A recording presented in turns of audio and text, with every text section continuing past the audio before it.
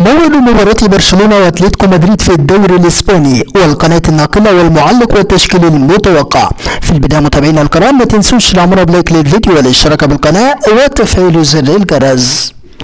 مباراة شديدة الأهمية بالنسبة لصراع التتويج بلقب الدوري الإسباني ستجمع كل من برشلونة واتلتيكو مدريد لحساب الجولة 30 من المسابقة.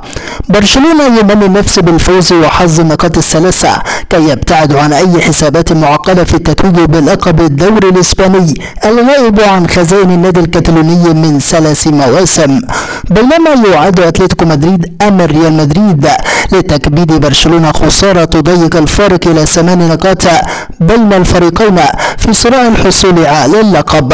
أما عن موعد المباراة، موعد مباراة برشلونة واتلتيكو مدريد في الدوري الإسباني هو اليوم الأحد الموافق 23 أبريل 2023، وسيقوم اللقاء على ملعب كامب نو، وستنطلق صافرة بداية المباراة في تمام الساعة 1:15 مساء بتوقيت الجزائر والمغرب وتونس، 4:15 مساء بتوقيت مصر وفلسطين والأردن وسوريا والسودان ولبنان وليبيا، 5:15 مساء بتوقيت السعودية والعراق والكويت وقطر والبحرين واليمن، 6:15 مساء بتوقيت الإمارات وسلطنة عمان.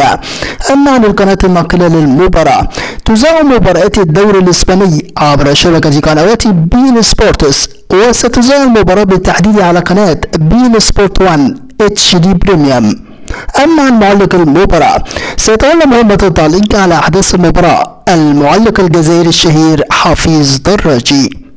أما عن تشكيل الفريقين، التشكيل المتوقع لبرشلونة: من المتوقع أن يدخل المدرب تشافي هيرنانديز المباراة بالتشكيل التالي: في حراسة المرمى أندري تشيرشتايجن، في خط الدفاع بالدي، إيريك جارسيا، رونالدو راخو، جول كوندي، في خط الوسط فرانكي كيسي، سيرجو بوسكيتس، جافي، في خط الهجوم فيران توريس، أنسو فاتي، روبرت ليفاندوفسكي.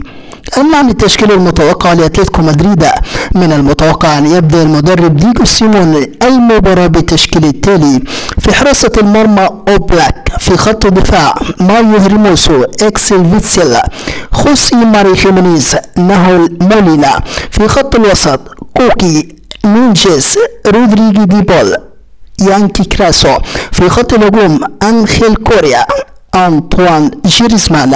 متابعينا الكرام، نحن في انتظار نتيجة توقعاتكم عن المباراة في التعليقات، ولا تنسوا الإعجاب بالفيديو والاشتراك بالقناة.